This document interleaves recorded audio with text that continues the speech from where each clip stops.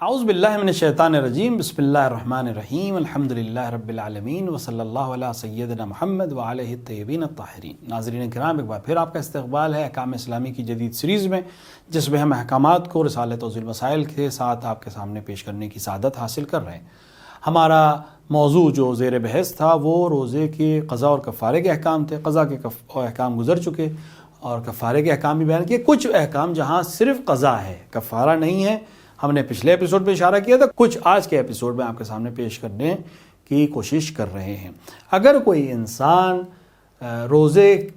مجبوری میں یا اضطرار میں یا تقیہ کی حالت پہ روزہ افطار کرے تو اس پر روزے کی قضا لازم رکھنا لازم ہے، لیکن کفارہ واجب نہیں ہے۔ مجبور کر دیا گیا روزہ کھولنے پر یا تقیہ کی وجہ سے اسے روزہ کھولنا پڑ گیا تو یہاں پر اس کے اوپر افطار کی قضا اس کے اوپر لازم ہے، لیکن کفارہ واجب نہیں ہے۔ البتہ اس مسئلے میں علماء میں اختلاف ہے، لہٰذا ہر شخص کو چاہیے کہ اپنے مرجع تقلید کی رسالہ عملیہ کو یا ان کے وکیل کو یا ان کے دفتر کے ذریعے اس مسئلے میں بالخصوص کہ جہاں تقیہ کی وجہ سے،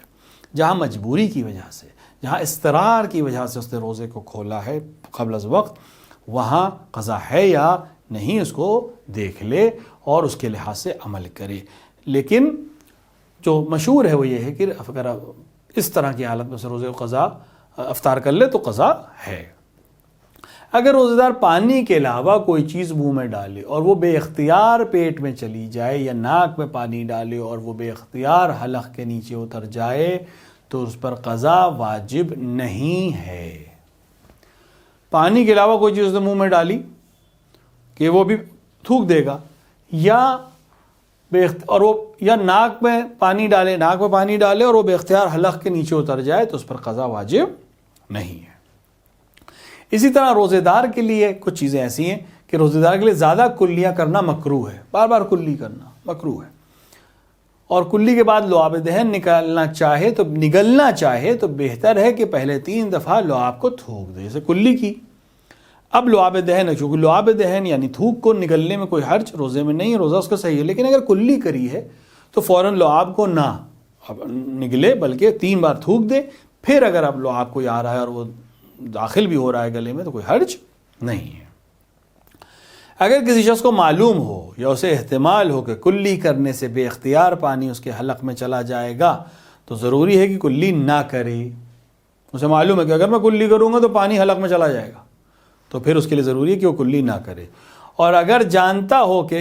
بھول جانے کی وجہ سے پانی اس کے حلق میں چلا جائے گا تب بھی احتیاط لازم کی بنا پر یہی حکم ہے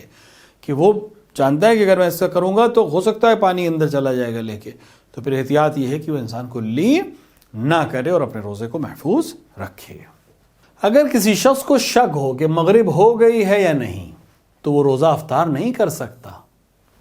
لیکن اگر اسے شک ہو کہ صبح ہوئی ہے یا نہیں تو وہ تحقیق کرنے سے پہلے ایسا کام کر سکتا ہے جو روزے کو باطل کرتا ہے۔ یہ 2 چیزیں، ابھی اس کو معلوم نہیں، اسے شک ہے کہ مغرب ہوئی ہے یا نہیں تو احتیاط کرے، تب تک کوئی ایسا کام نہ کرے جو روزے کو باطل ہو جب تک اسے یقین نہ ہو جائے کہ مغرب ہو گئی ہے۔ لیکن اگر صبح کے بارے میں اس کو شک ہے، ابھی تحقیق نہیں، تو کیا تحقیق کرنے تک وہ کچھ کھا پی سکتا ہے؟ ہاں کھا سکتا ہے، لیکن بعد میں اس کا روزہ باطل کرنے والے عمل کو انجام دے سکتا ہے۔ لیکن بہتر یہی ہے، احتیاط یہی ہے کہ اگر ایسا کوئی مسئلہ ہو تو انسان تحقیق کرے، اس کے بعد ایسا کوئی عمل انجام دے۔ ہم نے 2-3 چیزوں کو یہاں پہ ہم واضح کر دیں کہ دیکھیں کبھی کبھی ایسا ہوتا ہے کہ ایک مسئلے میں بعض مراجع ایک چیز کہتے ہیں، بعض مراجع دوسری چیز کہتے ہیں، تو کیا ان میں اختلاف کیوں ہے؟ آخر سب کا جو سورس ہے نالج کا یا بات کا وہ قرآن ہے اور حدیث ہے، تو یہ اختلاف بہت دفعہ ہمارے درمیان جوان سوال کرتے ہیں کہ ایسا کیوں؟ اس کی وجہ یہ ہے کہ ہمارے پاس سورس جو ہیں وہ 4 ہیں کسی حکم شرعی کو جاننے کے۔ قرآن ہے، حدیث ہے یعنی روایات ہیں، اور عقل ہے، وہ عقل جو شرعی دلیل تک پہنچتی ہو، اور اجماع ہے یعنی علماء کا اجماع، استحاض سے کہ ہمیں یقین ہو کہ معصوم نے یہی بات کہی ہے۔ اب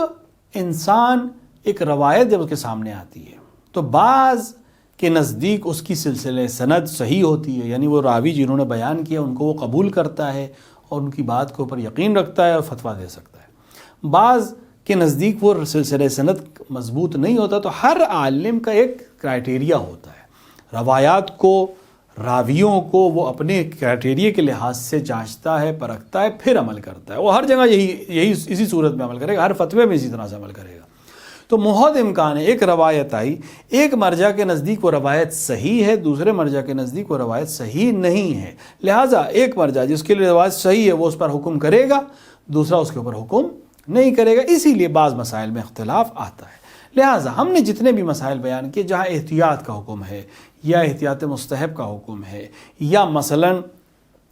فتویٰ ظاہری طور پر نہیں دیا گیا ہے، یا میں نے اشارہ بھی کر دیا ہے کہ یہاں پر اختلاف ہے علماء کے درمیان، ناظرین سے گزارش ہے کہ حتماً اپنے مرجع تقلید کے رسالے عملیے یا ان کے آفس یا ان کے وکیل کے ذریعے سے اس مسئلے میں کہ جہاں اختلاف رائے ہو علماء کے درمیان، ضرور تحقیق کے ساتھ معلوم کر لیں کہ آپ کے مرجع کا فتویٰ کیا ہو۔ جیسے کہ آج کے ایپیسوڈ میں جس مسئلے کی طرف اشارہ کیا گیا کہ اگر انسان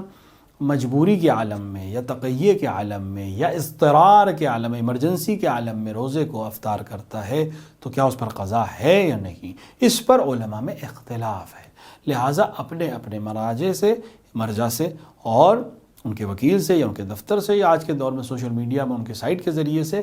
ضرور معلوم کر لیں کہ آپ کا مرجع اس سلسلے میں کیا حکم دیتا ہے۔ بارگاہ الہی میں دست دعا ہیں کہ وہ ہمیں توفیق عطا فرمائے کہ ہم احکامات اسلامیہ کو سمجھ سکیں اور اس پر عمل کر سکیں۔ وصلی اللہ علی سیدنا محمد وآلہ الطیبین الطاہرین۔